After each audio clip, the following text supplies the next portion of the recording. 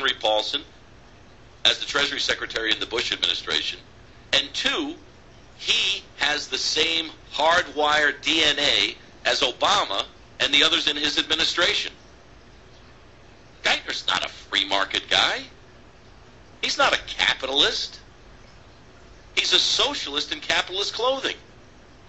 That's why he was uniquely qualified, and that's why whorehouse Harry Reid said that his tax problems were merely a hiccup.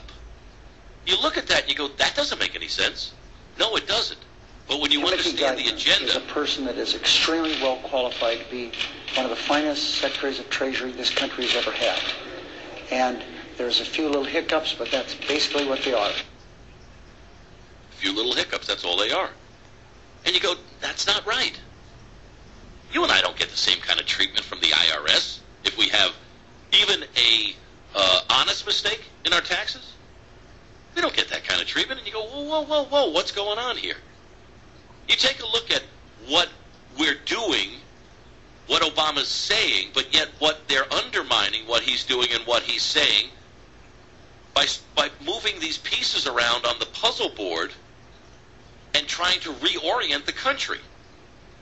Now, Obama's going over to this Copenhagen seminar. Going to go over this UN 15th anniversary climate change, whatever, get-together. Al Gore, the poet, esteemed, love fest about all things global warming.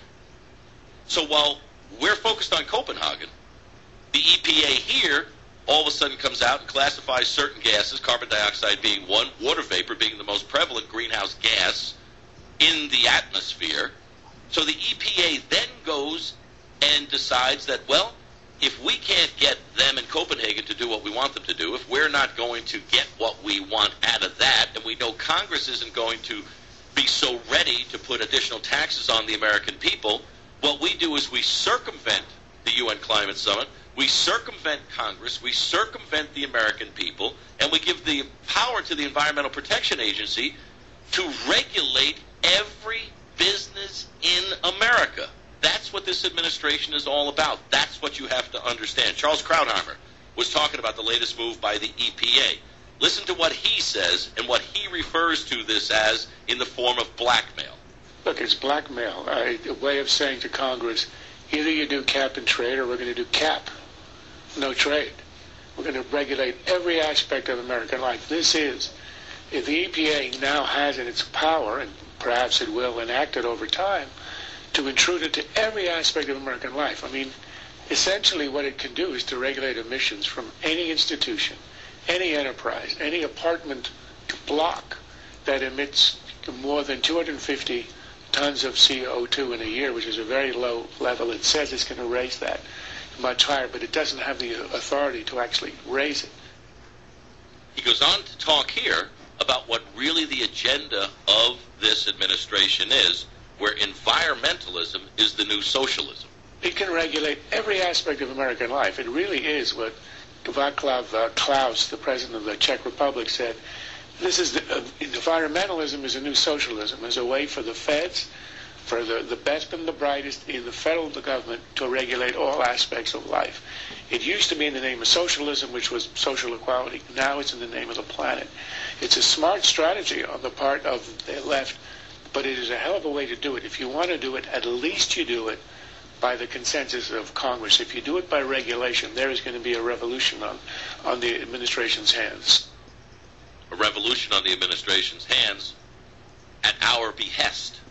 You take a look at technology transfers to Communist China. That would have to be typically voted on by Congress. Congress would have to authorize technology transfers to Communist China. And as we know, Communist China is not our friend. We know they're involved in espionage. We know they're hitting our electric grids. We know they're hitting our infrastructure. We know that they're trying to electronically attack our banking system. We know that they're manipulating their currency. We know. What most people don't know is that this technology transfer, the authority and the oversight was transferred to the Commerce Department, which doesn't have to have the approval of Congress to do commerce with China. That's what this administration is all about. You talk about the EPA. blackmailing Congress as a way to say either you do this or you do that, environmentalism being the new socialism, there's two things that you have to understand. And the head of the EPA, Lisa Jackson, announced these two distinct findings with regard to greenhouse gases. One was endangerment finding. The other one was cause or contribute finding. Endangerment finding, the so-called greenhouse gases, the GHGs, public health, welfare, current, future generations, blah, blah, blah. That's one thing. That's that whole climate change, greenhouse gas, Copenhagen, is it, isn't it, what's in there, how much is it, what does it do harm? You know, all that stuff can be up for debate. But if you take it down to our level, you and I, this is where the EPA is going to get involved in our lives, not business, the regulation of business, or carbon offsets, or some type of CFTC, Carbon Futures Trading Corporation. We're going to set up a multi-trillion-dollar institution to make money trading carbon futures and offsetting with permits, but not changing behavior. You and I come into the cause and contribute finding part of this Section 202 of the Clean Air Act. Because what they talk about in this are motor vehicles and new motor vehicle engines. They also talk about the effects on the environment that can take place anywhere from schools and hospitals to large private homes. Large private homes stuck out to me more so than what I saw with regard to cars and car engines. Because we know that that fascist takeover of the automobile industry has already happened. That people lost their jobs because they didn't bow to the go green global warming gods that think we can solve all of these problems that supposedly exist, that the end is near. But large private homes, most of us don't have large private homes. Most of us have homes. The average home in America right now is about 2,200 square feet. We're now number 2. Australia has now beaten us as far as the average size of a home in the world. But what defines a large private home? Because right now they just go the same thing with the wealthy. We're going to tax the wealthy to pay for XYZ. We're going to tax the wealthy to pay for health care. We're going to tax the wealthy to pay for the war. We're going to tax the wealthy to pay for entitlement programs. We're going to tax the wealthy. Most of us aren't wealthy. Most of us are somewhere in the middle. Most of us don't have large private homes. So it's easy to vilify the large private home for now. For now. Because once then they determine what large private homes are, and they figure out a way that they're going to have to get revenue from those evil large home owners, then eventually they're going to go to the next size home, and the next size home, and the next size home, and sooner or later it's going to get to you. That's why part of Obama's speech today at the Brookings Institution, it was so telling of what their agenda is. The 3-part criteria that they have for fixing the economy. And most of it involves health care, the environment, and green jobs. Green jobs, a third of the plan is to create green jobs that are going to retrofit people's homes.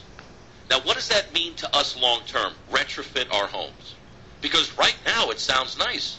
Well, Jerry, the government's going to, take some of that TARP money, that $200 billion that by law says it has to go to deficit reduction. It cannot be placed in other areas for other means without congressional approval and a vote to allow them to do that. That doesn't matter. What they want to do is they want to get us to think that, you know what? Maybe I need to put in those Pella windows or those Anderson windows, those double insulated windows. Maybe I need to put in, a higher grade of insulation. Maybe I really need to take a look at the exterior siding of my home. Maybe I need to take a look at my fireplace. Maybe I need, maybe I need a new air conditioning. Maybe I need a new heater. And all this is done under the guise of, it's going to create jobs. And people are going to be putting in these doors and putting these into windows, and they're going to be insulating your attics, and they're going to be fixing this and add to this and retrofitting. Your electric bills are going to go down. People are going to have jobs. The economy's going to get back on its feet. But eventually, there's going to be something that comes along in the way of an Energy Star approved home. Like when you go to register your car, I don't know how it is in other states. California I know, Nevada I know, and Florida I know, New York I know because I've had cars registered there. But every year here in Nevada you have to have your car smogged. At least it is for my cars. I don't know why. I thought it was every 2 years, but it's every year now. I guess that's another revenue thing.